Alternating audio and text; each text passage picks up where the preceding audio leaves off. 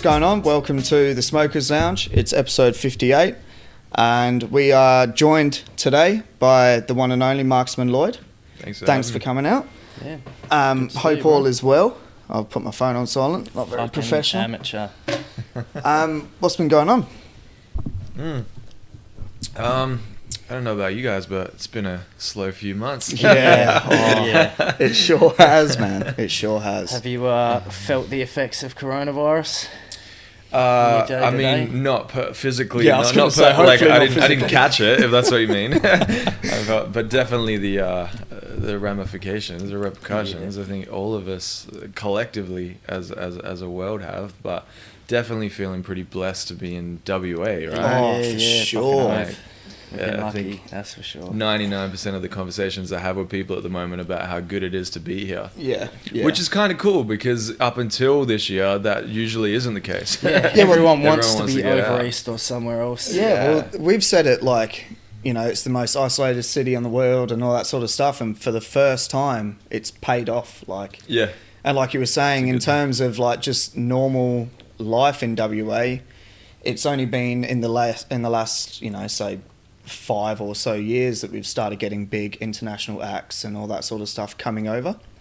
A lot of the time it was like they go to Sydney, they go to Melbourne, and that'll be it. And you'd always miss out. But now being in Perth, it's the place to be.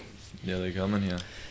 But I don't know if it's like a worldwide thing. Like, have we sort of been put out there as like, you know, WA and Australia's It probably is coronavirus, now, like- but no one can get here because all the borders are shut. Yeah, it's probably true. the one place everyone wants to go. If you ask like an old Italian person, I'm sure they'd be like, "Yeah, things are fucked here. Can we come to Perth?" Yeah. Well, it's getting, like, Europe's starting to do a lot better, right? I know the UK is still pretty bad, I think. Yeah, They- I think I the actually UK heard- and the States are still. The States are like... The States are screwed, and like places Yeah. like Brazil and stuff like that, they've got like huge numbers. Really? I think Brazil's like 1.3 million cases or something. Yeah. That's... I was listening to...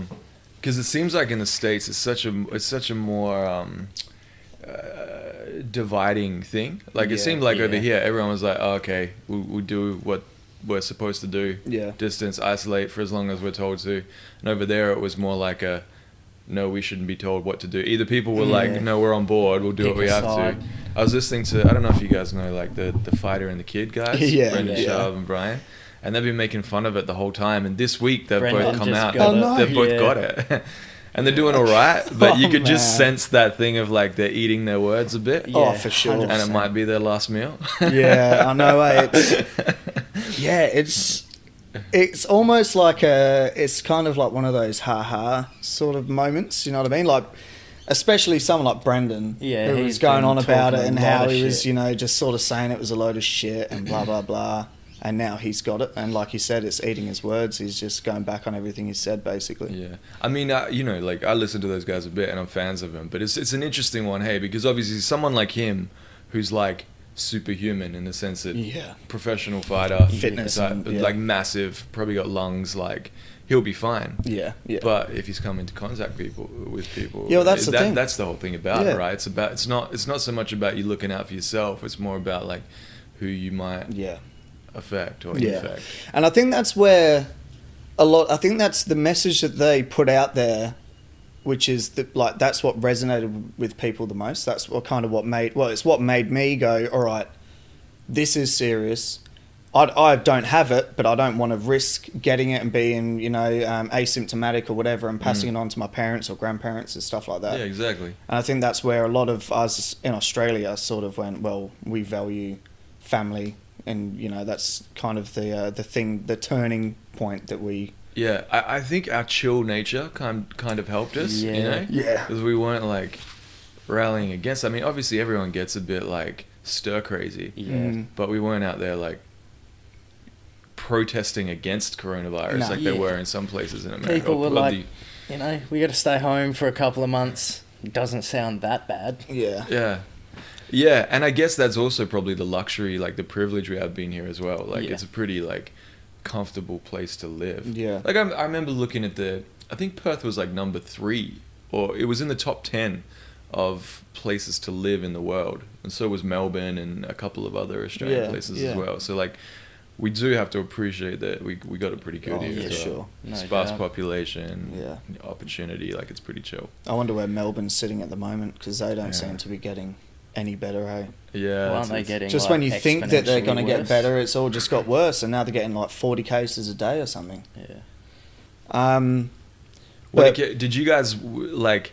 I definitely had the panic. Like when it was announced, like first month or whatever, you definitely have those like panic symptoms where you start going, yeah. is it harder for me to breathe today? Yeah, I can't tell. Or every cough, you're like, oh, what is that? Or you'll Start be in getting a public and headache. see someone cough and just Oh, ooh, man. Yeah, the way should you I look at duck them. out or what? I know, like going to the.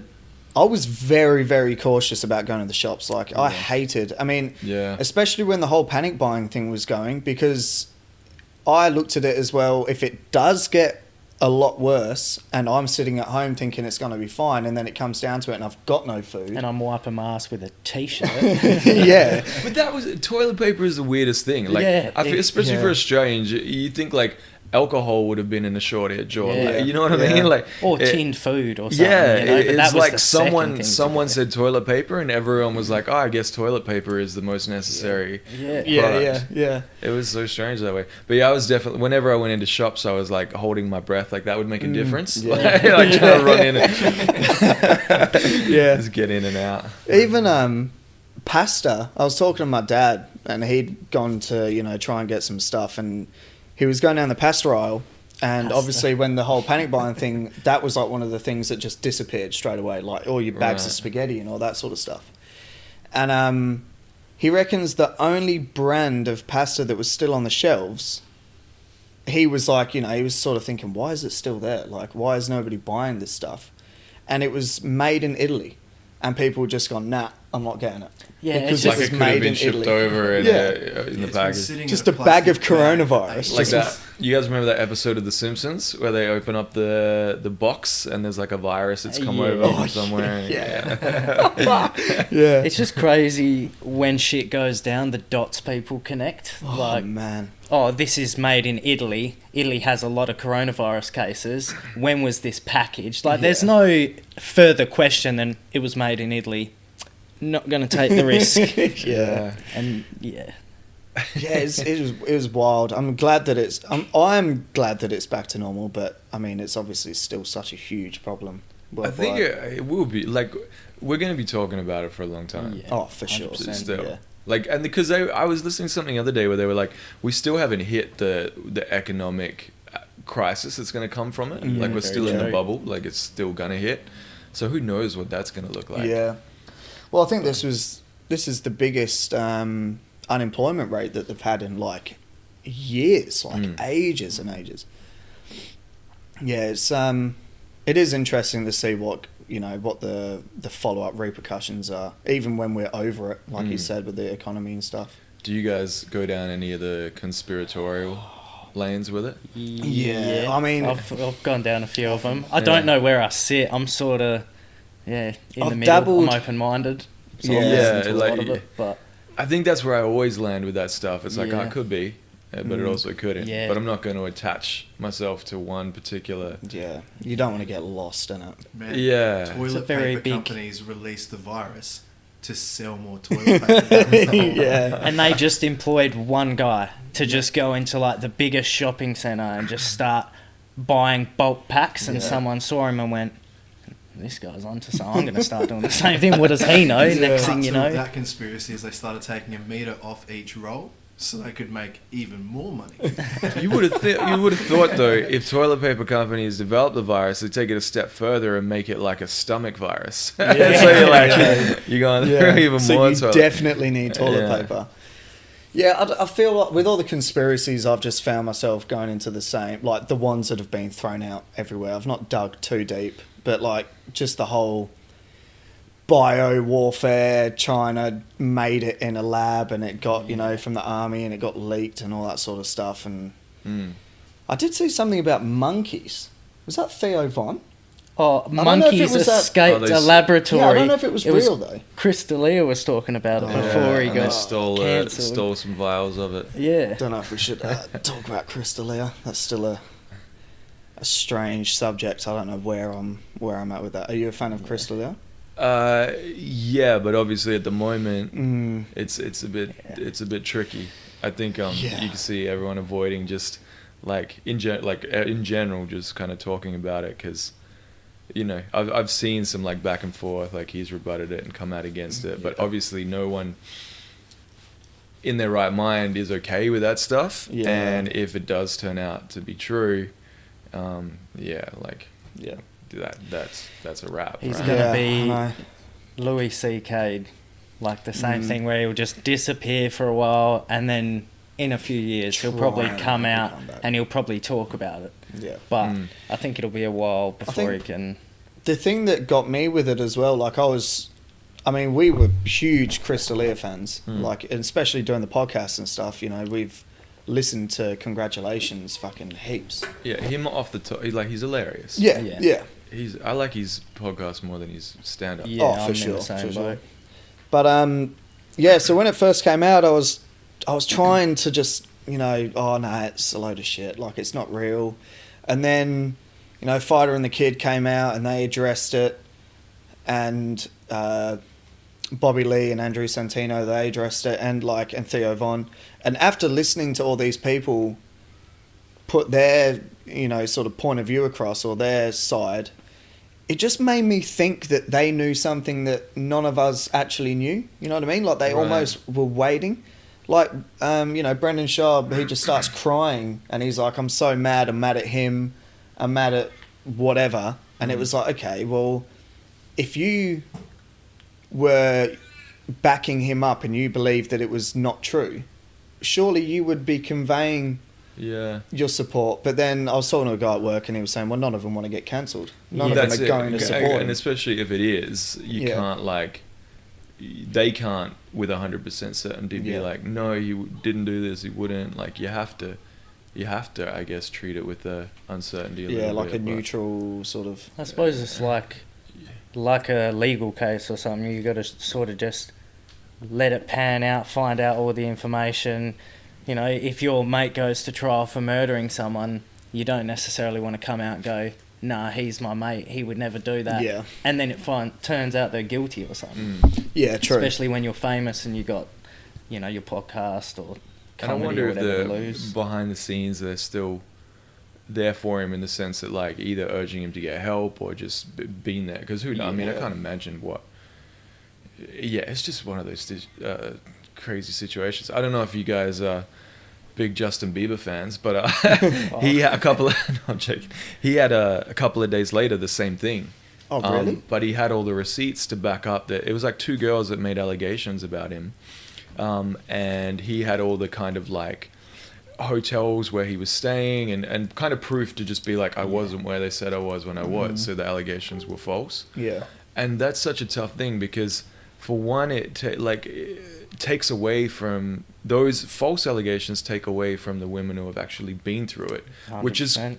crazy. Yeah. Just sickening amounts of women have experienced that kind of stuff, been through it in whatever capacity. For one, it takes away from that. But then also, like, you wreck a dude's life just for clout as Yeah. well. Like, the two sides of that coin is, like, that's a really messy one. Yeah, yeah.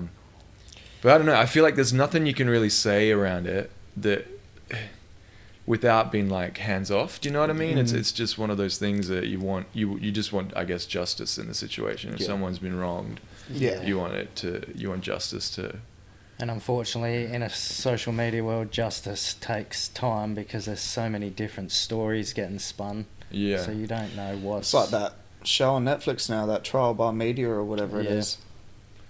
You know, people just get completely annihilated before there's even, you know, before justice is even served, whether Yeah. they, you know, are guilty or not guilty. Yeah. Their whole lives are just, you know, smashed to pieces. Well, because, I mean, we're like, especially the political landscape, it's like no one cares about the truth anymore. They just pick sides and Yeah. roll with it. And you can be that, whatever kind of side you're on, everything in your feed is kind of supporting that, right? So your Insta feed, your face, whatever it might be, it's all kind of backing up. Usually you kind of like following people who agree with what you agree with, and so you never really get both sides of an argument. In general, like going beyond that issue, like in general. And so there's probably just like, we're just forced to have a bias a lot of the time, or we're fed a bias a lot of the time, and we just kind of roll with it. Yeah, it's pretty crazy. It is. Social media, like it. I'm so like part of me just wants to throw it away, put my phone down, delete Facebook, all that, all that sort of stuff. But then the other side of me as well, I'm doing a podcast and I do my music, and the only way I'm ever gonna get anywhere is through social media. Yeah, it's like it's allowed anyone to do anything, but that's in both a good and bad capacity. Yeah. Oh, definitely. You know, it's great now. You can like people playing games that become massive Twitch streamers, and you know, props to anyone who can just make it doing what the fuck they want to do. Yeah. But then you have the other side of the coin where people just use it to, you know, propagate bullshit. Yeah, just troll and bully and, you know, just, it just provides a platform for people that shouldn't be given a platform. Especially when they start speaking out on, like, who cares what Ninja thinks about politics, or you know, I think like sometimes, because everyone, obviously when you're at that level you get elevated to such a high place, people but it's expect like you to talk about social issues. The guy plays games, which I mean, it's I think the fact that you can make a living now off being a gamer, like, that's amazing. We told our parents that, they would have been like, oh, it's insane. It's crazy. I was talking to my girlfriend about it a couple of weeks ago, because she was complaining that I've been playing Warzone for 2 hours. And she's like, "What are you going to do? You know, if I'm trying to earn us a living." She's like, "What are you going to do if Remy wants to, you know, play games all the time and like spend a spare time playing games and stuff?" Fucking computer. Set up a camera. And I was like, well, option if she wants to play games and she's good at it and she can make money, then go for it. You know what I mean? Like, but buying like your 4 or 5 year old the best gaming setup today is the equivalent of Tiger Woods' dad buying him golf clubs. When he was like 4 or 5. It's you can do the same thing. Like isn't like South Korea the kind of hub for it as well? Like over there, they're like athletes, like sports stars are on billboards, and gamers are looked at like the same as pro athletes over there. Well, I mean, there's like now with the whole esports thing, like, you know, you've got the Premier League that have their own esports, you've got NBA that have their own esports, and it gets played on, you know, Foxtel or ESPN and stuff like that. Really? And I remember seeing somewhere that there was a like an esports NBA player, and he was on the same wages, or if not more, than what an NBA reserve, like G League reserve player was getting. It was like, I don't know, 80-90 grand a year or something. That's comfortable. And that's just for him to sit at home and play NBA 2K. And this dude's put his life to go to college and everything, and he's getting paid less. That's the other thing, is it's like, it's just to sit there and play 2K. It isn't necessarily the same physical demand, but he would have had to spend some time to get good at it. It's fucking... And it comes down to what you enjoy, right? Like, no doubt. Who I imagine anyone playing is enjoying actually playing it. And everyone who wants to just game play. They don't want to go and wake up at 5 and do laps and train. I suppose it's the same with music nowadays. You know, like 30 years ago, you couldn't just upload a song from your bedroom to SoundCloud. You had to hire a studio, and you know, there was a whole process. And actually put out physical copies as well. Now people are going from here to the biggest stars in the world just from recording shit and being able to put it out there straight away. With that, I feel like you got to be, as musicians as well, I feel like you got to be so prolific because it's so saturated now. Because like the fact that everyone can do it means everyone is doing it. And I saw a meme like a couple of months back where it was like a cartoon, and it was like a picture of God like sprinkling different kind of like people with different careers onto the planet. So it was like a sprinkle of doctors, and it got to rappers, and the lid fell off the salt shaker, and it was just like I was like, every second person you meet is a rapper these days. They want to be a rapper. It's crazy, hey. Which is, I mean, it's cool, you know, like, because I still think the best stuff rises to the top, but you really got to be prolific about it. Like I haven't put out a song since me and Draft put out Oomph, and that was like a year and a bit ago. Obviously, like I've been through my own craziness in the last year, but I'm just getting ready to put out a song now, and I'm like, you can't have year gaps between releases. Yeah. I mean, sometimes it's necessary. Like I think in my situation, it couldn't have done it any other way, but yeah, you got to be prolific. Like that Russ model. I think everyone follows that Russ model. Oh, right? for like sure.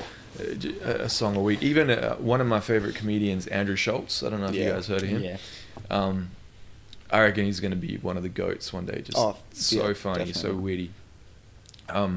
But he said when he saw what Russ was doing, he kind of took that and applied it to comedy, where he's putting out like a comedy clip every week. And now he's pretty much just killing it. Yeah, he's massive. Hey, I love his videos. Like they get me every time. And he's like, turn to the side, I want to show you something, whatever he says. Yeah, I've just every time I watch them all. That Flagrant too. Yeah. Yeah, they talk about some dope shit. Yeah. Yeah, they're good, man. Yeah, I think their model is and their work ethic is sick. Yeah. I think the Russ model is I mean, I know for a fact I've definitely looked at it and said that's what I want to do, but doing it is a whole other thing. Just life gets in the way sometimes. Well, the fact he's so self-contained as well. Like he produces, he raps, he mixes and masters his own stuff, and then puts it out. Like it's all through him, so he doesn't need to rely on anyone else. Like me, I wish I learned to produce when I started rapping, but I didn't at all. I've always relied on producers, so I can be waiting on beats, waiting on the mix back. So there's like a delay in there. I think when you're fully self-sufficient, that would be like perfect. Yeah, because you can just put it all out. I don't know if you would have seen it, but he posted on his Instagram it was like 3 photos of his like income, his monthly income since I think it was like 2014. No. And he was getting, it was like the first song he put up or whatever he had on his Spotify, whatever at the time, and it was maybe $2,000 in the month, and then it was like, trickle over to like $3,000, $4,000, and then he must have released an album or he had a song that broke out and it went up to like $50,000, and then I think it was within like 2 years he was then getting, when his songs have now reached like 200 million plays and streams and shit, he's now getting like 200-300 grand a month just from his like revenue from his plays. Really? Streams. Yeah, insane money. And when you think of how much a dude like that's probably getting paid, like in the hundreds of grands for a live performance as well. Oh, for sure. Like, he was. I mean, I've been a fan of him for a long time, and he's been selling out just through SoundCloud and stuff like that. He's been selling out, like 10 or maybe like 5,000, 10,000 capacity arenas for years now. Just from having those like 3 or 4 songs that just went viral. And yeah, just insane money. Yeah, this shit. So that's 2000, what's that, 13? 2013 wow. from November 2012. Yeah, so if you like go $50 a month. Yeah, if you keep going or go through to the other photos, it just blows up. That's just him, showing his come up, really, like he says there in the. Yeah, ownership. But if you for inspirational purposes, if might you come up, ownership, ups and downs is all part of the journey. Stick with it. If what is it? The big dip and fail in 2016. So. That's so cool as well. Like going through, because that's another thing. I feel like everything is momentum these days, and sometimes when you lose momentum at times, it's really hard to like build that momentum back up again. Yeah. But it's just a grind. In the same way, like. If you stop going to the gym, you got to build up momentum again. It's a grind. Like, you just got to put it in and keep trying to just push it, Yeah. That's what I've always found. Yeah, so, according to Forbes, he pulled in 15 million in a year. Like, number 20 on the annual Forbes hip hop list. That's insane. That's pretty crazy. What do you think, like, obviously hip hop in this country is like, other than the hoods, I don't know anyone that would be like, 15 million a year is a lot. Yeah. But who do you think has followed the model well in terms of that, like, I'm going to do it myself online and kill it? Like, at the moment, it feels like there's a bunch of dudes that haven't needed, like, Triple J's support or anything like that, and they're killing it. I think especially with the, like, eastern states sort of the grime shit and stuff like that. Yeah. A lot of those dudes are definitely And the drill. seem to be pushing their stuff independently and have massive like Instagram followings and shit. Yeah. And are getting paid massive amounts to do, you know, national tours and shit. And it seems like it's starting to break out of Australia as well, which is like getting recognition in the UK and a little bit in the US. Yeah, I feel like the US is always going to be so hard for an international artist to crack because, like, you talk about there being a lot of rappers in this, like, you know, they were saying, like, I remember, I think it was like Charlemagne the God talking about why are we going to take on give space for an international artist when in every single major hub and city, there's so many people trying to get on that are amazing and really talented at what they do. It's like, the market is just blocked out unless you come in. It probably sounds like everything they already know. So why are we going to open our ears up and adjust to an Australian accent when we can find someone we like just as much with an American? The one person who is from Australia that's broken out in America is Kid Laroi. Yeah, he's killing it. Yeah, and he's obviously signed on Juice WRLD's contract, and he's probably the one artist I've known from Australia to actually break it in America, especially at such a young age as well. Yeah, and just starting to break it as well. Like I feel like it's only going to go up from here. I saw last week he like charted on billboards with that new track with who is it? Is it the Juice WRLD one that he just dropped? It might be, yeah. Yeah, but he's like, because I think that was like a lot of people were saying that was like one of Juice WRLD's last. Like last appearances almost. Yeah. Because I know that there's footage in the video clip, they've got footage of Juice WRLD recording that verse. Yeah. And I think that's why a lot of people have gravitated towards it because of that reason. He did it as a birthday present, I'm pretty sure. Yeah. The verse, which I think he was charging, it was 200 or 300,000. Yeah, $200,000 birthday gift, he reckons. Wow. Man, imagine being able to charge $200,000 for a verse. I know. I would feel so like bad. Yeah. I'd be like, if one bar was whack, I'd be like, sorry, man. I'll drop it to 150. Yeah, we've spoken about this a few times. How like I mean, it's a lot of these artists that come out that are sort of not washed up, but say. Who did we talk about? Like your Jizza, and then there's a lot of like New York artists that are selling verses. But say someone else. No, but there is like Rusty Jukes. I know is one for like. There's a lot of hip hop albums I've heard with people with Rusty Jukes features, and he's like a New York '90s sort of boom bap rapper. You hear these verses on features and doesn't feel like.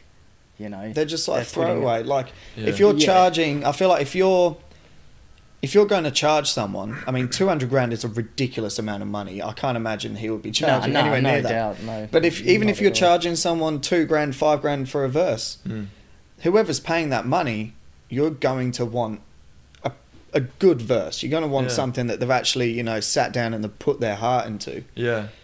Because you're spending $5,000, but I feel like a lot of these people, especially the older artists that are, struggling for money, I guess, are just going, oh yeah, I got $5,000. Here's some throwaway bars. Yeah, and it must get to the point because obviously, like, you leave a legacy, however big or small it is. Like your content and your art that you put in the world is there, for good these days. Like it's all online. So it's like you don't want like 50 whack verses out there, to have made. I suppose the opposite end of the spectrum is if you're like a 40-something-year-old person who's only ever rapped their whole life and now isn't selling music, so has to find a way to feed the kids and shit. I understand why they would do it. Yeah, and that's a good point as well. If you're broke and you can make money that way. Yeah, and I suppose with the Juice WRLD and people like that charging $200,000 for a verse. That song's probably made that money back tenfold. Not tenfold, but many times over. Just because people will listen to it because of the name. I didn't start listening to a lot of Juice WRLD's stuff until I heard other people talking about like how uniquely talented he is in the studio. Like I never kind of chose to put on his stuff, but then I think I heard like Dave or Little Dicky talking about Juice WRLD being one of the best freestylers he's ever heard. So I was kind of looking into it a bit more, and they would be like, he'd go in the studio and, someone would give him a beat, and I guess in the way they talk about how Jay-Z does it, just kind of like do it as you go and think of a line, stop, and then go again.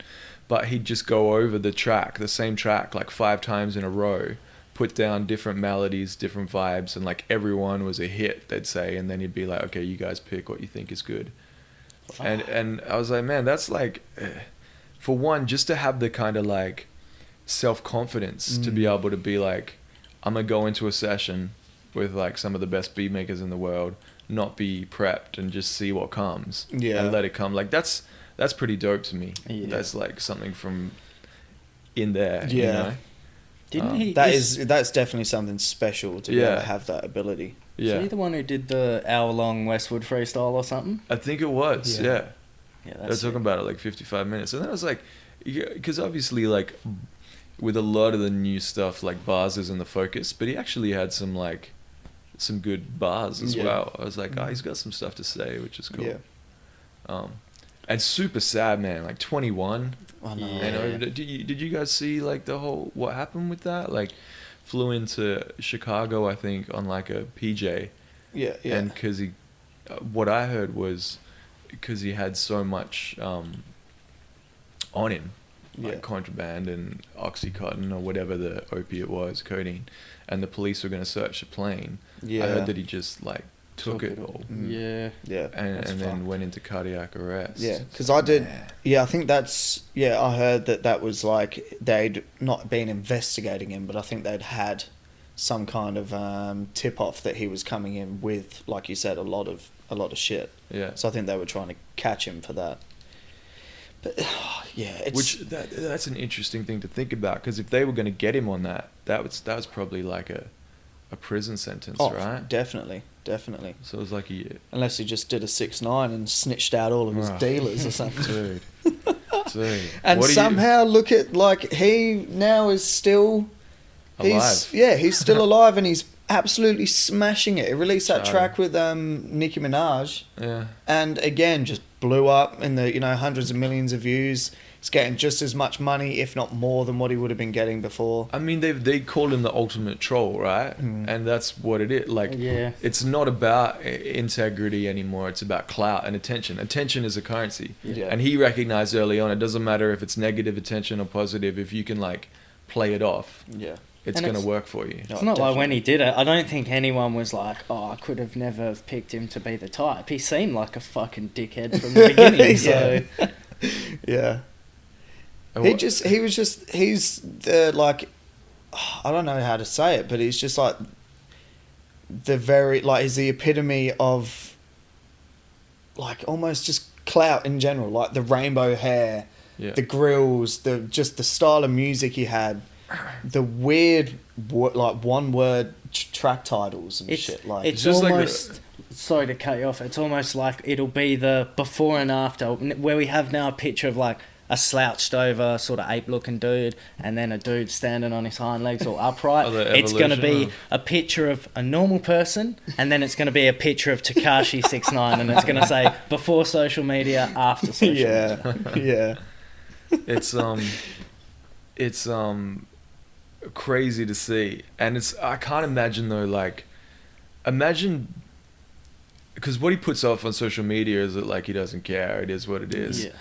But man, I reckon like, there's a lot of people that obviously want him dead. I reckon in his quiet time when he's sitting by, like, he must not have a second that isn't anxious. Do you know what I mean? Sure. Everywhere he go. I was reading like he has to change residence every like 3 days or something crazy. Well, didn't someone spot him making a video on his balcony, and then he had to move location because someone like released his address online or something? Well, he's still on house arrest. In the latest video, he's got the ankle bracelet on, and he uses as part of the video. Yeah. So he's still moving from. But man, and you know what? Like, his bodyguards better be getting paid bulk. To be his bodyguard, you're like his human bulletproof vest. Yeah, definitely. Yeah, I just, like, that's the one thing that shocks me the most, is that he was this big, gang affiliate, that was so open about it. And that was how he sort of got the attention from the get-go, was just him in his videos with just like 50 bloods just, you know, surrounding him, and they're just going crazy. I think... But then he goes and does the one thing that you don't do and expects, like, and still comes out with all this attention and shit. Like you said, I feel like it's only a matter of time, really, before something does happen where he's confronted by someone that you know. I mean, it's obviously, it's just sad to say because you don't want to see people killed, but it's like everyone kind of has that opinion, because what is the alternative? Like, you don't get away with that stuff, really. Nah. Especially if you were living the life that you claim to have been living, then you're definitely not going to get away with something like that. But see, he's like, he trolls himself. Like, he was putting up the videos of where people were like taking a snippet of one of his songs where he's like, you know, I'd never rat, and then being like him talking about, yeah, I'm a rat, and then put it together. But he would post it up on his Insta. Like, he thinks that, you know, and it's like, again, it's that attention thing. Like, I'm just going to play into this role because kids don't care. They just want something entertaining. Yeah. I was seeing the funniest video. Someone had edited or like dubbed over his latest video clip with Nicki Minaj. Did you see that? Oh yeah, Man, yeah. So funny. It's just all just the noises. Yeah. And he's like drinking the milk, and he's like. I saw them do that with like a Creed video back in the day. They'd do these, like, they were playing on a rooftop, and it was like they're just making crappy drum sounds, and the singer's like, oh, just like, oh, it's so funny, man. When they get it right, it's so funny. But you know what though? Like, I always think about, in terms of the zeitgeist and what's popular at the moment. Like, I think, and you guys would say the same. Obviously, you've got like MF Doom and Wu-Tang stuff up in the background. Like, you guys are fans of bars, right? Like bars, and obviously, like, the kind of wave at the moment isn't about that. But I try to like decipher what it is that's so engaging, and one, I think it's just the, like, it's almost like the superhero aspect of it, where like look at the way the dude's dressed. Like, he looks like a cartoon character almost. You know, it's like, if you're a teenager and you're looking at that, it's like, it's just so you're looking at someone and you're seeing someone that's doing whatever they want to do. Yeah, you know? It's like he doesn't really care what everyone else wears. He's just going to do what he wants. But it's a shield as well. It's like a character. So, and not only that, he's got probably close to fucking 20 odd 50 grand in his hand. They're just going to be looking at that and go, well, you know, people at school or whatever might think that I'm dressing differently, and because of that I'm a weirdo and I'm not going to go anywhere. But this guy, he's not just dressing differently because he wants to. He's more than likely dressing differently because he knows people are going to talk about that. Yeah. Like, he has to know he looks like a fuckhead. You think I get these tattoos for nothing? Yeah. Like, look, I at think your he went hair. with the troll thing, because he legit looks like a troll. You remember the old troll dolls? Yeah, blue hair and stuff. Yeah. I reckon he's like, I'll do that. But I always find it funny when rappers put, you know, like the big thing now is like you're holding a wad of cash pretending you're on the phone or whatever, and it's just like, in the clips, it's just like money going everywhere. I always think about the cleanup after, like, everyone's making sure every single 100 is picked up. Yeah, you know, I feel like the cleanup after that would be so funny. Not only everyone that, like, did you get it? did you find it all? I know that's what I would be. Yeah, I would be concerned about. Either that or they have fake money. That wouldn't surprise me at all. That I was gonna sort of point that out, as that it could just be printed bills for. Yeah. Like that whole thing that happened with Bow Wow, taking pictures of him in like private jets on Instagram. That turns out he was just like renting them for like an hour sitting to in take private pictures jet or in, something. or it was something along It's those so lines, embarrassing, or using like stock photos off Google imagine or getting something. called out. Like, I just it's like play into the, like, people want honesty these days. Like, for him, it would look better if he was like, man, it sucks, I can't fly private jets anymore. Here I am sitting in, in economy with everyone else. And people like that. It's like, he's a human. You know what I mean? Yeah. Sean Price, the brokest rapper you know, he sort of used that whole shtick, and it worked for him. It's like, actually do you, and it'll, that's more engaging to me anyway. Yeah. Okay, everyone 100%. can like fake stunt. That's pretty much what Instagram is. I'm kind of waiting. There's not really an Aussie like that I can think of at the top of my head that's doing that. You know what I mean? Yeah. Like a dude that's just coming out fake stunning straight away, just like fawning cash. Closest person I could think of would be Chilling It in terms of cash and like strippers and just doing stupid shit. But there's no like, yeah, we don't have a Tekashi 6ix9ine in Australia. Is pretty much what I'm getting at. Like, And even in that breath, dude can spit, like he can. oh yeah. And he's like, because I haven't seen too much of his stuff, but like from what I have seen, like I saw like on Insta, he was like there was a big chunk of what he'd earned he was donating. I think it was like to the Cancer Council or something like that. And I was like, to me, that's there's something very obviously, like Australians have tall poppy syndrome, right? So I feel like we don't really like anyone who was doing that. We'd be like, yeah, it's not real, or you're faking it, or you look like a dick. Like when we see it going on in America, it's like, oh, that's America. That's kind of how it goes. But here, I feel like it doesn't really sit well. It doesn't land. So there has to be like a groundedness to it. Does that make sense? Yeah, 100%. And I think because he's still got that kind of everyday, like Normality bloke sort of type thing. Yeah. It kind of balances out. I think going back to what you were saying about when we're talking about Russ and that model of, you know, and someone like Hilltop Hoods as being like the top tier of Australian hip hop sort of thing. I'd say the closest to that would be Chillin' It in terms of new music. And the new wave of rappers, like, you know, he's got onto One Extra in the UK, and he's, you know, I don't know if he's been. Was that the Fire in the Booth? Yeah, with Charlie Sloth, Yeah, which pretty massive. is massive when you think about it. That is huge because there's a lot of UK artists, and that is what they want to do. It's, you know, sort of similar to Aussies and Like a Version. Yeah. Like, to me, Especially if you're a rapper, like. oh yeah, for sure. And at least once a month, I'll be listening to music, and I'll think that's what I'm going to do on Like a Version when I get the chance. Yeah, right. Yeah. And it's like, yeah, for him to have got over there for Fire in the Booth is massive. You know the worst idea I had for Like a Version? Because I realised how played out it would be, because it's an Australian classic, but too much of an Australian classic is Daryl Braithwaite, Horses. I was like, I'm going to do that when I get Like a Version. And I was like, actually, nah, that's cheesy as fuck. I'm not going to do that. What would you go with? What are your influences? Like, I've had so many thoughts about what I would do. I think any Australian making music has thought about what they would do in Like a Version. Yeah. Winter Wars. I thought Winter Wars. What would you say? Winter Wars. Capadonna's verse in Winter Wars. Just the entirety of Wildflower. Yeah. Yeah, I think I don't know, a lot of man. mine are like Red Hot Chili Peppers or like Nirvana, something along those Is that the lines. route you go? Classic. Would you go more rock sort of?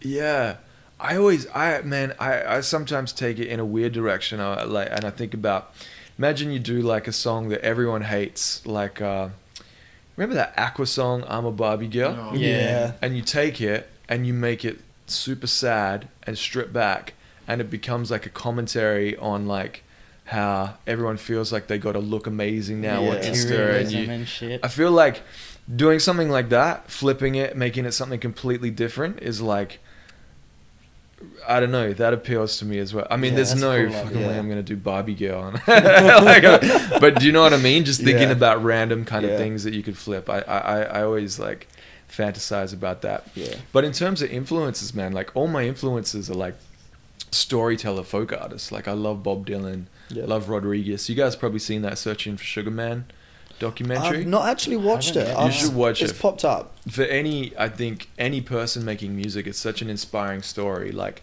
but everyone kind of found out about him from this doco, but I knew about him from when I was like 10 years old. I remember my dad gave me some of his music because my dad was a big fan of him. They don't talk about it in the doco, but he actually was big in Australia. So basically the story is like he made a couple of records. They were kind of touting him to be the next kind of Bob Dylan type character, but he didn't do that well in America, kind of flopped. he had no idea, and I think his record label kind of screwed him over, but he actually blew up in South Africa and Australia as well, but didn't know about it. So he went like 20 or 30 years into his 60s without knowing that he could sell out a stadium in South Africa if he wanted to. Holy Everyone shit. thought the guy was dead because back then there was no way to track. He'd kind of disappeared. Yeah, He was like a laborer, came out, made some amazing records, and then just went back to being a laborer again. But in South Africa, he was like this cult-like figure where he just had a massive fan base, and a lot of his music was used in the like apartheid marches and things like that. And he ends up finding out that, oh damn, he's actually big in South Africa. And no, I won't spoil the documentary for you guys, but it kind of goes into that journey. But it's amazing just to see someone who thought their career was over in their 60s realize, oh wait, I've actually still got a career. And now he's like touring the world. Like I saw him with my dad at Kings Park a couple of years ago, and that was like a full circle moment for me, because he's been one of my influences, and my dad showed me his stuff, and then to go and watch him like play in Kings Park, and I think he was a little bit lit up when he got on stage as well. And he's in his 70s now. It was just cool, man. It was like, this guy's like doing his thing, still got a voice, still plays really well, and it went full circle. And he just seems like a good dude. Like, they talk about the fact that he gives most of his money away. Like, yeah, it's an interesting story. That's That crazy. sounds dope. So those are the two albums that he... Cold Fact and Coming From Reality. Yeah. So he released those, and then that was it. That was he just it. thought that was it. He and- thought that was it, yeah.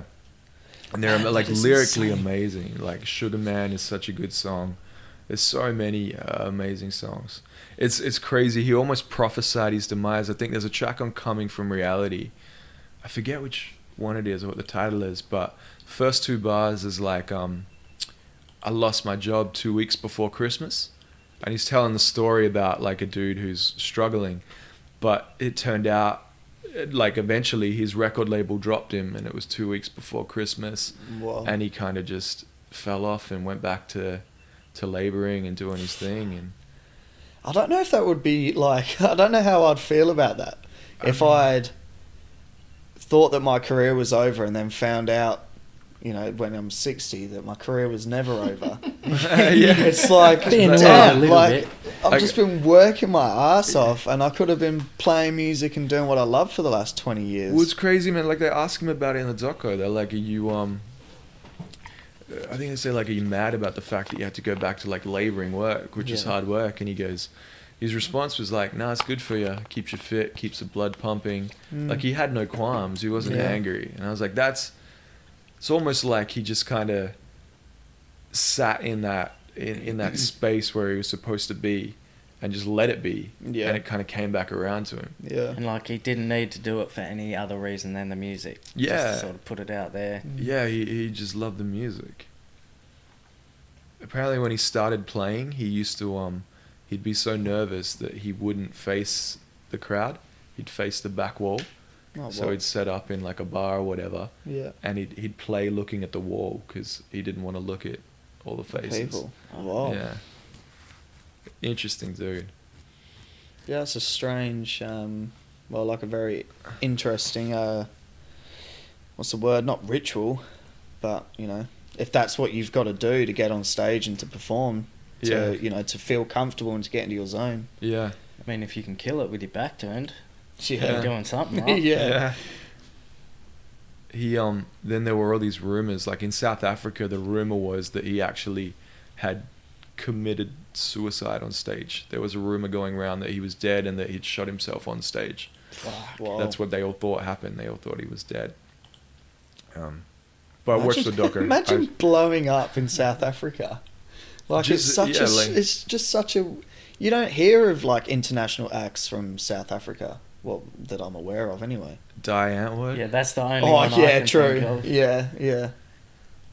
But I he, guess they are pretty huge. there's always that thing about being huge in Japan. You know, there's a bunch of bands that like blew up in Japan that didn't blow up anywhere else. Yeah. I reckon that'd be kind of cool. Like, you're just popular in a certain place and you can go there, play shows, make money, do your thing, and then just come back to reality. Plus, Japan takes like fanning to the whole next level. Yeah. Like, they go hard. Yeah. They'll make like figurines of you and shit. Yeah. You'd have That's your the own goal, pop right? vinyls. Be a figurine one day. Yeah, that's when you know you've made it. I want like a little 16-inch fucking size figure with fully opposable fucking hands and fingers and shit. Yeah, That'd be yeah. sick. Yeah. Just Gundam sized figure of yourself. You Yeah. know? Like, Just to have it. It's like go broke and your first piece of merch you ever put out is just a figurine rather than a hoodie or a hat or whatever. Yeah. you Make just figurines. put that out Yeah. with your first album.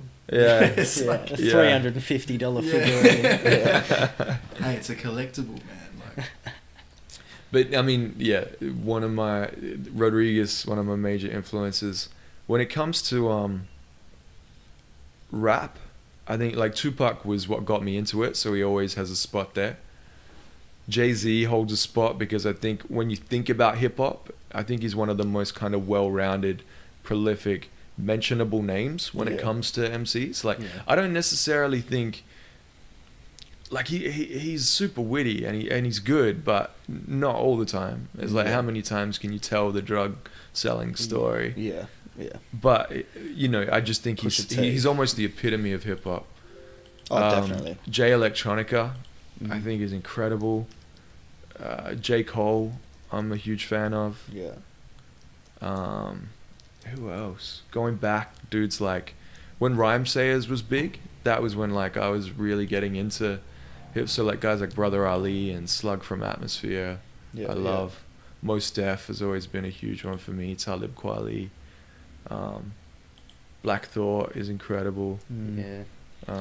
Black Thought's probably one of the most like underrated Like his artists. when you go back and listen to a lot of the Roots shit, like he's never not been one of the dopest MCs. It's just for whatever reason he did that 10-minute freestyle, and now he started doing solo albums and EPs and shit like that. And now people know. Yeah, it's just insane. Like that feature verse he had on the Eminem track, where he's on there with I think Royce and M, and he's got like a minute-long verse, and the rest of them just have 16 or something. Yeah.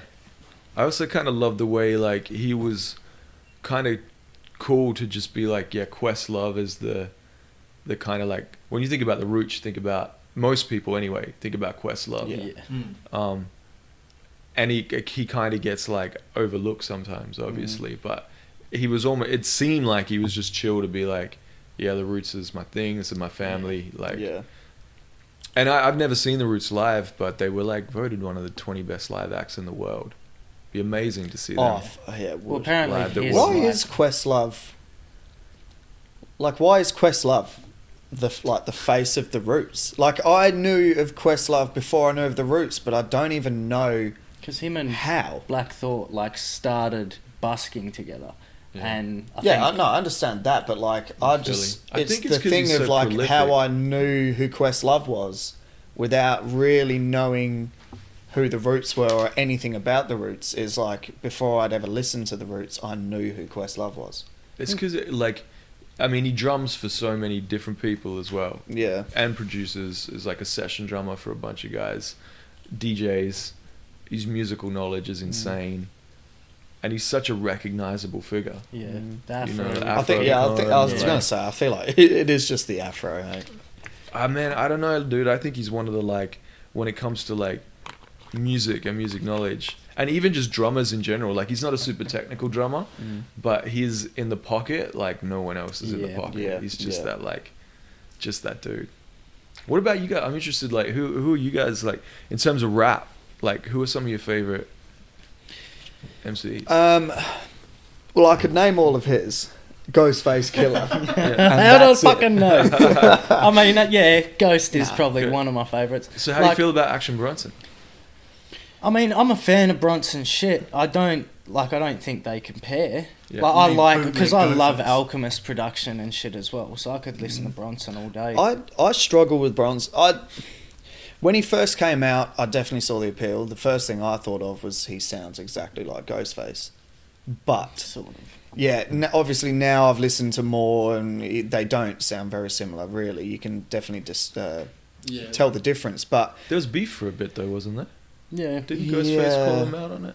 Yeah, there was a whole video and Yeah. the thing that Ghost talking Man, even shit to Azalea him. Banks called him out on it when they were having their little like Twitter fucking arguments, you know. Oh, Because that's Bronson was on I remember ESPN and he got asked about the comparisons, and his response was, "Oh yeah, but Ghost isn't rapping like this anymore." Yeah. And then Yeah, I remember. Yeah. yeah, I'm pretty sure Papa Wu confronted him at like, I can't remember where it was, and like they had a whole talking and all this shit.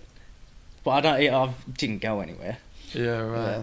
The thing that always put me off Action Bronson was the fact that I don't think I've ever heard a song of his that has been somewhat of a About story anything. or like about anything. Yeah, it's all just like German shepherds in the shower. And It's midget like, cookers. what is that? Like, I like his food references. I think I like "Fuck That's Delicious" more than anything. Yeah, like yeah. that was such a dope YouTube Yeah. show.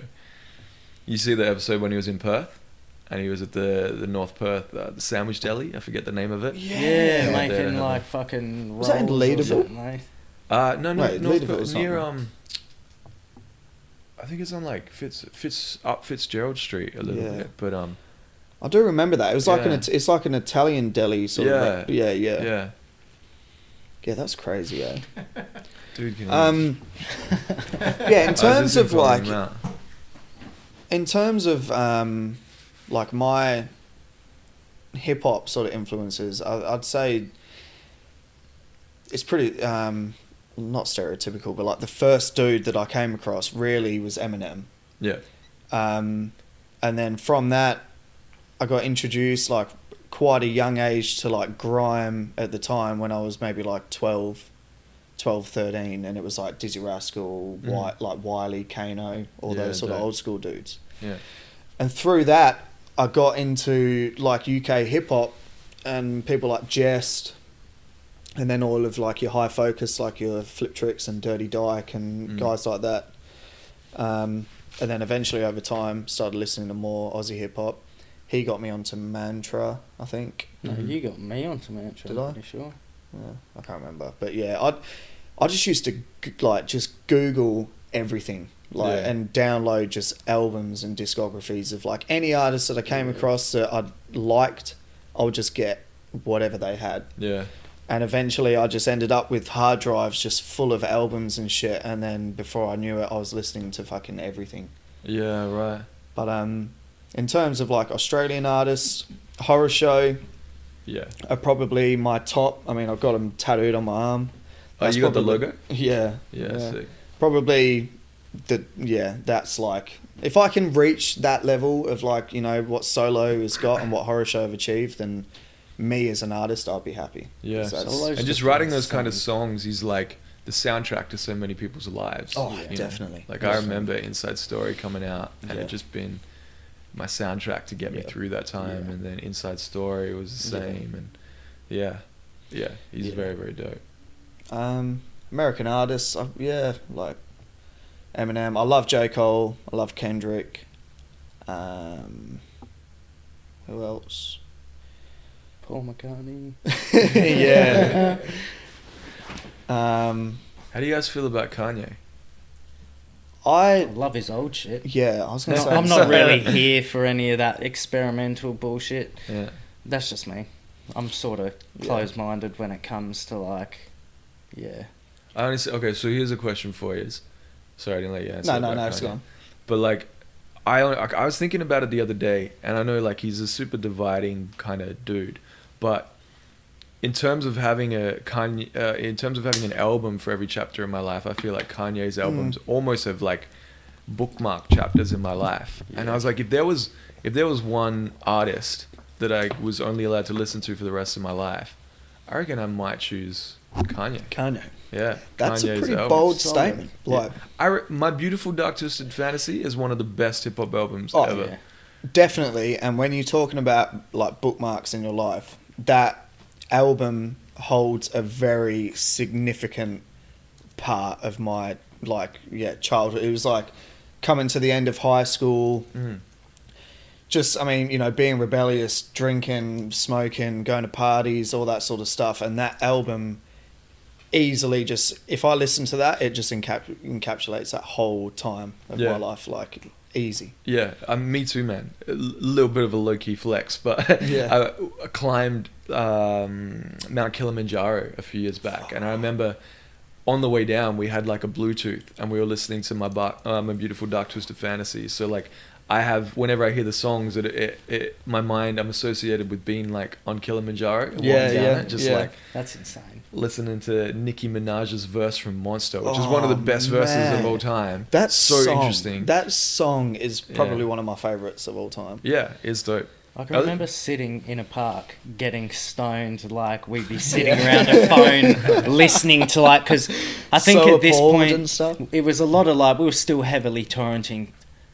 No, we weren't. So we weren't illegally downloading anything. We paid for all our music. What's a torrent? But, you know, you'd be occasionally, you know, you couldn't get access to the albums or that, or it'd just be certain songs on your phone. And I think at that point it was like Monster had dropped, So Appalled had dropped, but the whole album hadn't come out. I think it was that Good Fridays thing. That's that was right. doing, So, and some of the songs made the album and some didn't. Yeah. And there were some songs in the Good Friday drops that should have made the album. That was so I still dope. go back and listen to a couple of them. Like Mercy? Is Mercy one of them? I don't think Mercy was... That was Mercy on wasn't the Good on it. Music album. I think it was. Right. Because there was a song Cold. with J. Cole and all that shit on there, and Saha the Prince, or maybe that was So Appalled. J. Cole's not on So Appalled. I can't remember. But even this, like the Blame Game song on that album with John Legend is just like, I always feel like Kanye's never got the most like intricate bars or weird, like sometimes it's just plain stupid bars. Yeah. But when it comes to like communicating a feeling or trying to like get something across, I feel like he does that sometimes, and not all the time. There's definitely in the last 5 years, I think, less of him doing that. But even saying that, like the Life of Pablo, that was a Life of great Pablo? album. That was good. Yeah. Ultra Light Beam is still one of my favorite joints. I love that track. No More Parties in LA is Yeah. insane. That's one of Kendrick on it. Hey. Yeah. I love is it Wolf on that album or Wolves? Oh yeah, Wolves? yeah. And I think Sia's on that. Yeah, and it's like that real weird high pitch like vocal that they've kind of auto tuned for like the instrumental. Yeah. Love that shit. I just think like how unpredictable he is, how prolific he is, like what he's produced for other people. Like he was not Reasonable Doubt. The Blueprint is a classic album, I think, because Kanye got his hands on it as well. Obviously, great anyway, but like Pusha T's stuff, like Pusha T's re-emergence, like in 2018. You know, when Common even like that's for me personally.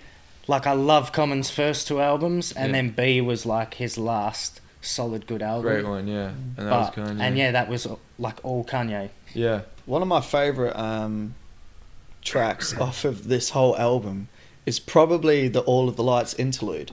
Oh, really? I don't know what it is, but the strings and just everything in that interlude just gets me so like just ready for the track to come in. That every time it drops and you just hear All of the Lights, I'm there. Yeah, man. From a bars perspective, I still think his verses in Gorgeous is probably the dopest.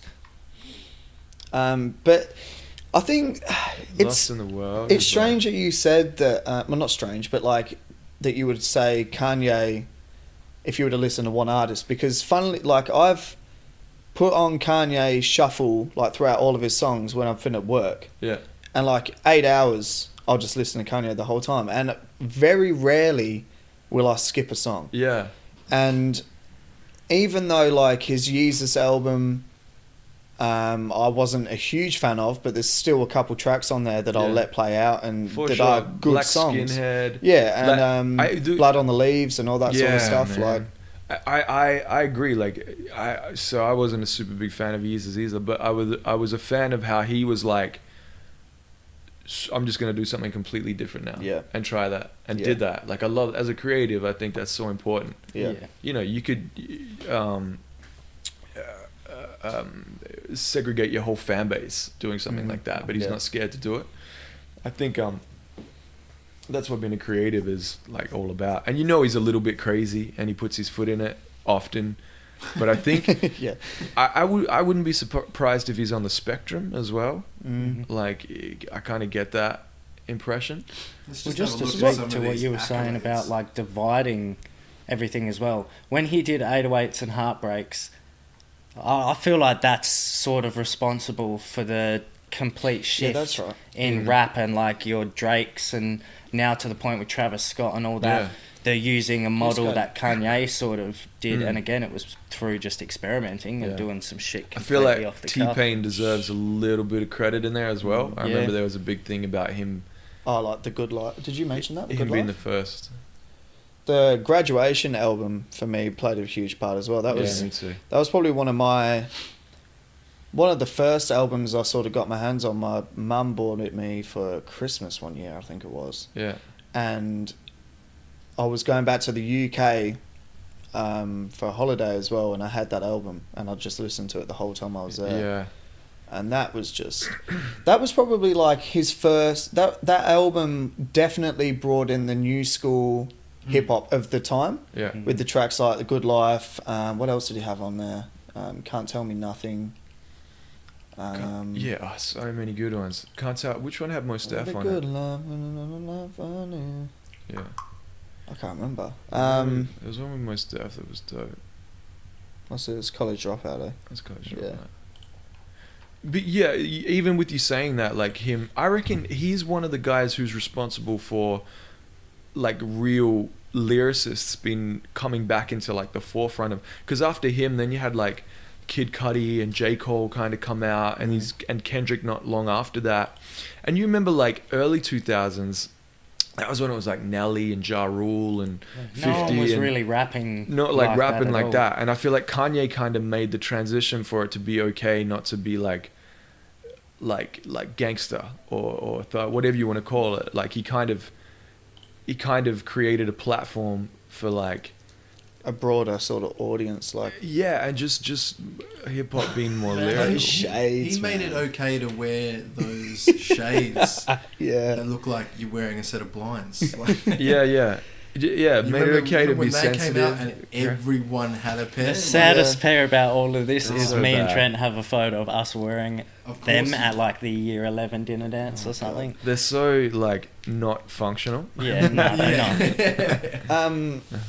But what about you? So what about you guys? So I said Kanye. If I could only listen to one artist, like if you had to make that choice, you're on an island. They give you like a, something that only plays one artist. Who would it be? Man, Fuck, that's fucked. this is so hard. It's because it's got to be all encompassing. It's got to be something for like every mood. Yeah. I'm It's so weird because now talking about Kanye, it is almost making me think the same thing. He's got songs that fit every sort yeah, of... like this album, not this album, sorry, but Late Registration or College Dropout. Which one's the second? Late Registration, eh?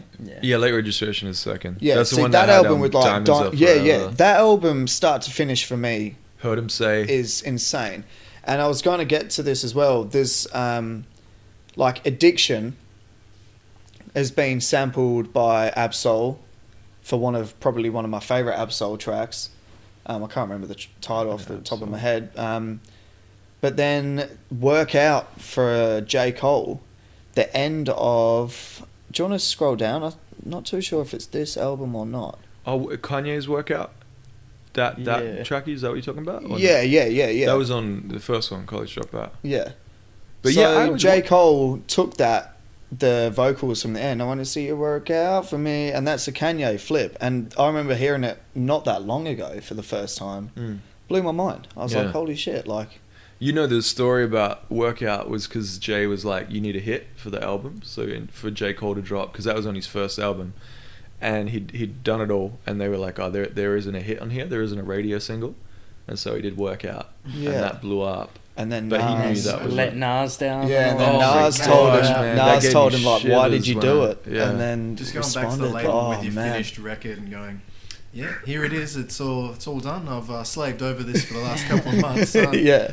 Oh yeah. Not only that, we've just been listening, and there's nothing on there for the radio. So, Yeah. do you reckon you could get back out there?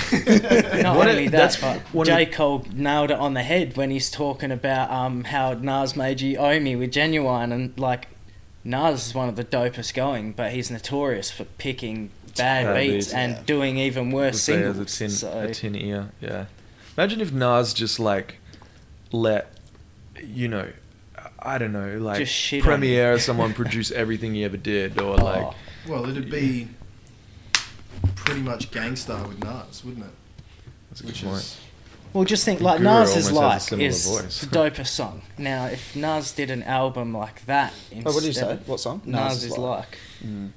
See, I think Nas has a solid discography until God's Son.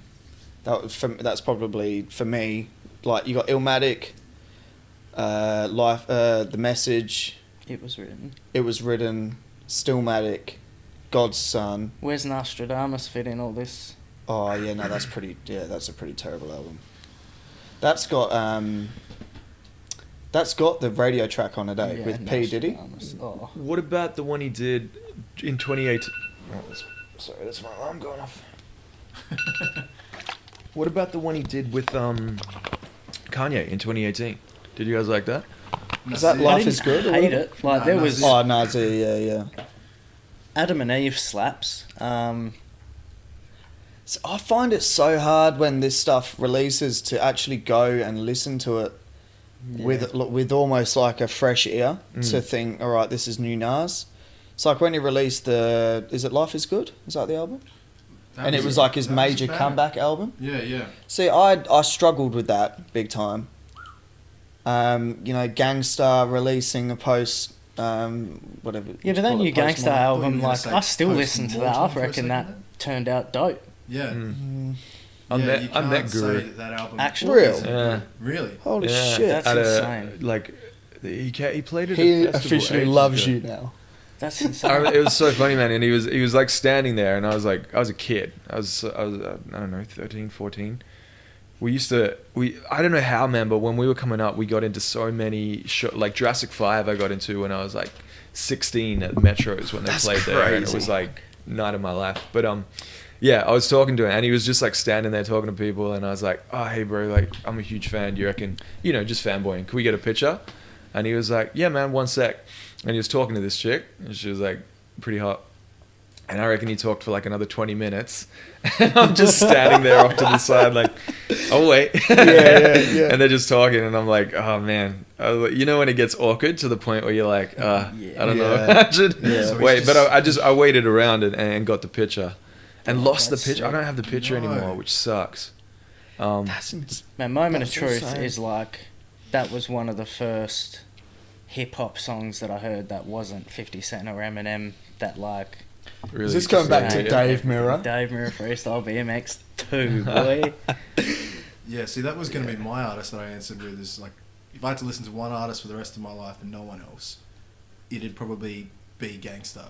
Yeah, right. It's like, a lot of people would have, like different views on it, but they have something for just about everything, man. Yeah. You know?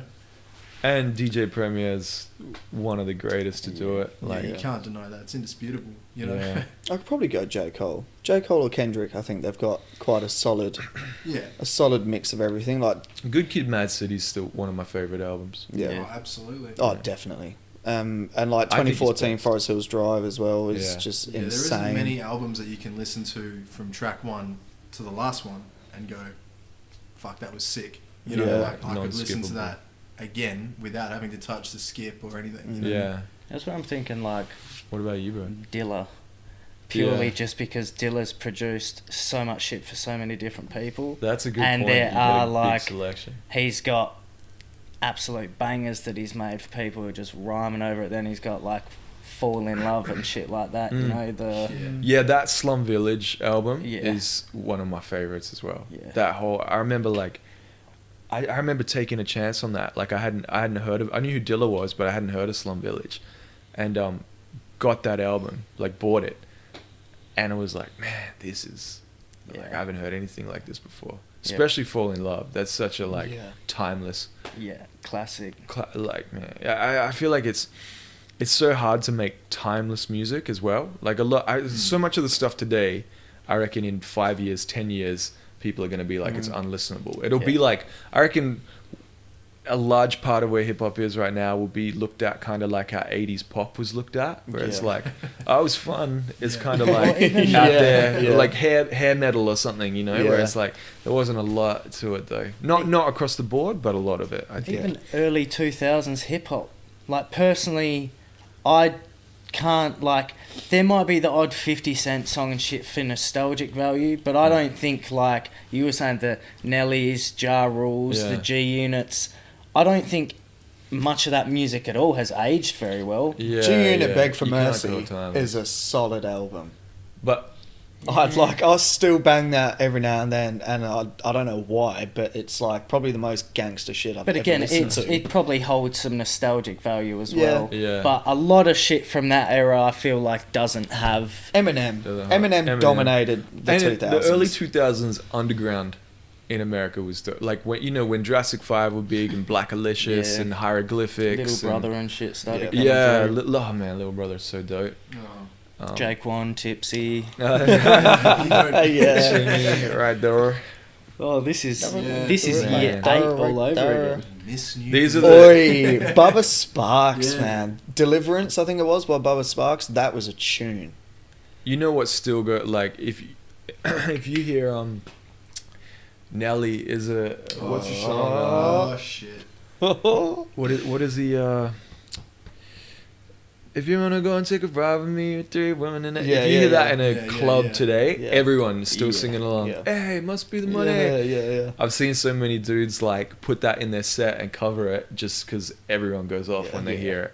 I feel like it's just that like the guitar at the start, the din din din din din din. Well, there's that festival in Perth that comes around generally every year. And the R&B. The R&B Fridays festival. They'll book everyone to do their one hit. Man, that is something else for me, man. I just see that and I go like, why are you even bothering with this festival? I've been hanging why to is see Kelly Rowland got a headline spot?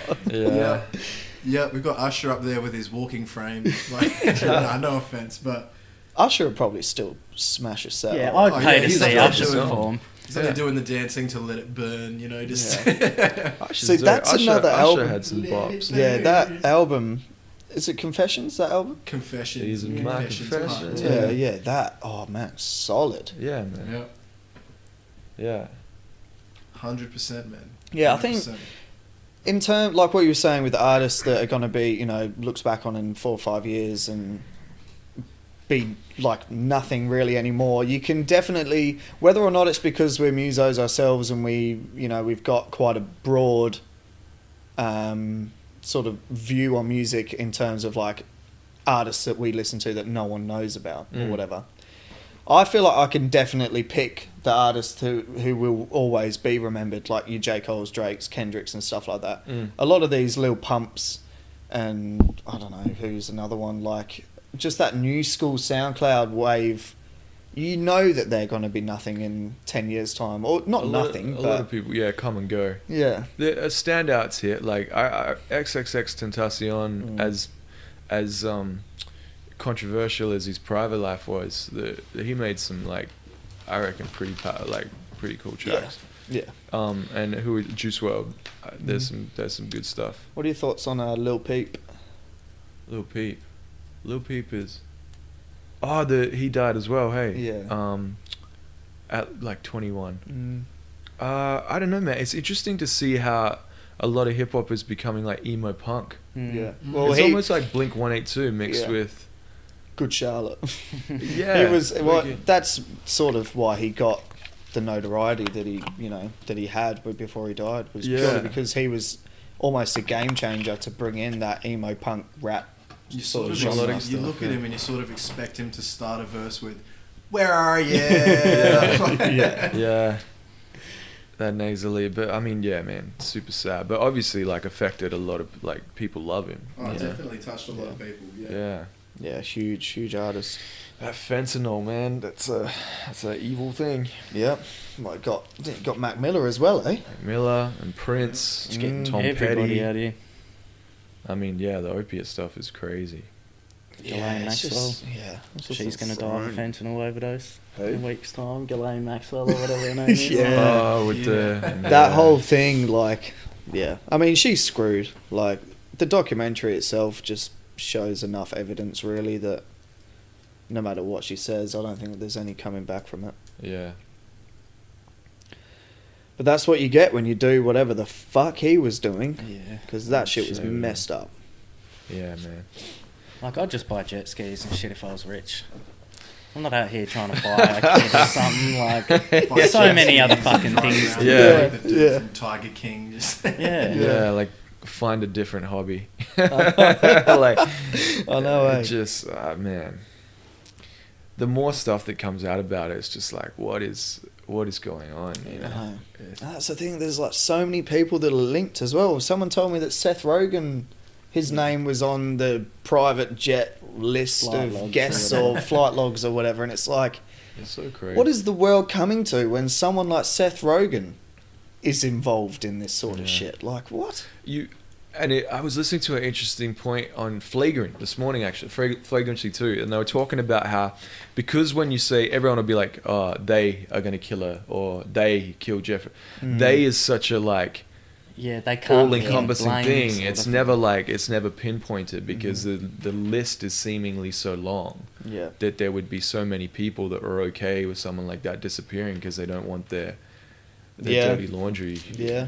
you Never know. thott about it like that, to be honest. It's- yeah, it's- like and it's, it's a never weird thing to pinpointed think. on one person. Yeah, is it? it's they. Yeah. But who knows, man? Like you can go down such a wormhole, being like, who is it? I've obviously seen all the stuff, like the doco. I didn't watch all the doco, but clearly, I think whether you believe in conspiracy theories or not, clearly there's something insane going on Oh, at yeah. that Oh, at the elite absolutely. level. Yeah. Like Yeah. obviously, there's too much around, like too much evidence to say that there isn't, and Yeah. it's all just coincidentally attached to itself. you know? exactly. It's It's very just- easy to like write it off as, you know, oh yeah, and they dropped the Twin Towers and they did this, like it's just Yeah. another conspiracy. Yeah. It's just a full spider web, you know, and I Yeah. don't think at the moment we can fully see the entire web. You know what I mean? Like there's Yeah. still far-reaching corners of this that are yet to be revealed, And that's the you know? thing, It- though. We never will. Like, there's always going to be stuff going on. There's always going to be people with power to Oh, cover it up. absolutely. No matter how close you get to the truth, you are never going to be like. No one is ever going to confirm that you are right. Yeah. And because of then, Because they'll until be then, killed. it's just going to be conspiracies, and everyone's just going to be in the dark unless you are in that. You know, People unless you make it to that conveniently position. go missing right when the truth is about to be revealed. Yeah, But everyone always thinks they're one step ahead. But it's like you remember that South Park episode where they're like, it's all about conspiracy. I can't remember the episode, but it's basically I think they're talking about the Twin Towers coming down, and the whole idea behind it is there's a scene where George Bush is like, yeah, you know, we didn't purposely knock down the towers or whatever, and then he's got like the confidential information, and he turns around and drops it so like the boys can pick it up. Yeah. And the idea is that like they want you to believe in the conspiracy, because if they seem like they could pull off something like that, you're kind of more fearful of the government. So Yeah. they want the credit for being able to pull off the conspiracy, and then it starts it makes you think like,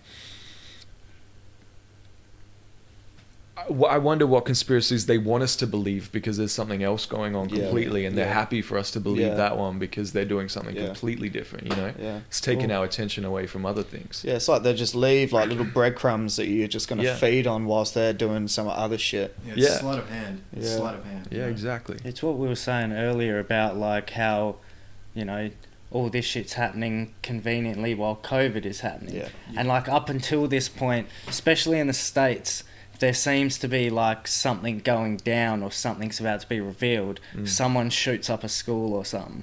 Whereas now, this whole like worldwide human trafficking shit's all started to come out, and all of a sudden, there's a worldwide pandemic and like everyone's distracted because they've got far bigger issues to deal with. Yeah, So really. in the midst of all this, if people like Clinton and Prince Andrew and stuff actually sat in court and got charged for all this in the midst of Corona, people still have bigger fish to fry, so they're not as concerned with it. It sort of gets swept under the rug. Yeah. And I didn't really think about that. Like, the whole Jeffrey Epstein thing sort of came out not long before coronavirus. Well, why isn't it like the one thing like other than coronavirus that the news is constantly talking about? Because it's, when you think about it, it's fucking massive news. Like, Yeah. how it isn't the biggest news article going still is pretty wild. Yeah, like, I know. It's, if it was someone like, well, if Donald Trump was in that list somewhere, He and was, it wasn't, hey? I think he was. Wasn't he Oh on the- wait, no, yeah, he actually Yeah, is. was he There's on the photos, Flat yeah, and Manifesto? yeah, and he goes to the Trump Towers or whatever it's called, his little hotel place. What's his mansion called? He's got like a weird name. I'm not sure. The I can't wig remember. stand. I don't know. Yeah. Yeah. I forgot what I was trying to get at, but like, I feel like if it was someone a little bit more present and like relevant to the times that was involved in it, like not just the Clintons, but say, I don't know, Obama's name was in there, who's not president now. But, Yeah, I'm pretty sure Obama's name was in there. oh my God, I don't know what's going on there. Yeah. I don't know Yeah. what's going on. I mean, yeah, the whole distraction theory does make a lot of sense. Like, even if you strip it back to like, if little kids are crying or complaining about something, the first thing people do is try and distract. Oh, like what's like Yeah. distraction is. It makes sense that would be a thing. Mm. You'd hope that like a global pandemic wasn't orchestrated, but I mean, man, there's a lot that points to that being the case. Yeah. But who knows? And it's not even Who like, knows, man? there's also just the whole thing of like overpopulation and how it's just not conveniently, but in that kind of point of view, it is conveniently culled off some of the older people that, you I know. would have thought in that regard they would have, if it was created for that, it would have been way more like 50% of people were dying or something. Yeah. Because I mean, even what's the stats in America? It's like 100 and something thousand. Yeah, it's like Well, nothing what's really. to say that they, tested it and went, oh, this is going to knock out like 50, 60, 70% of people. But then it just didn't. Like, Yeah, You like know, it just was didn't- badly executed. yeah, because I think people are saying like Corona is sort of not as easily, it's not as not able to survive as well in like colder climates or warmer climates or Warmer something climates, like that. yeah. You know, in some countries they've released it in this season, and this season's no good for it. So it's just not, Yeah. steamrolling as fast as they thought it would. Yeah, I also was reading about how like, because it's obviously only just fresh, even when people recover, they're starting to find that like Yeah, the they're lung starting to damage get it and back. stuff from it is pretty like intense or longer lasting, possibly. But Yeah. yeah, man, I don't know. Wild times. Yeah, Wild I'm just times. very, very Yeah. grateful to be in Perth right now. 'Cause Yeah. I don't know Just if my grateful I don't lungs have would. any enemies in the toilet paper scene. I'm just like, Yeah. I'd be in a box right now. Yeah, you glad Yeah. you're not on their shit list, Yeah, basically, yeah. dude. yeah. How many puns can you put? Just all day? Oh man. Dad jokes. How did you want to go? We've hit about an hour and a half. Yeah, that's. So if you want, we can wrap it up. Or we can keep talking about Eve and Gwen Stefani's No, song Let Me no, Blow no, Your no. Mind. I mean, No. Should we put a bow on it? Yeah, we'll wrap it up then. Well, yeah, hope you've enjoyed the episode. It's been a pleasure. Thanks for coming out. No, thanks for having me, Appreciate man. it. Man. It's good to chat with like-minded people. Yeah. Well, like I said, like before, we had a bunch of questions about music. Didn't even end up getting into That's it. fine, so, man. Yeah, it's good. Natural Talking about what's conversation, man. interesting.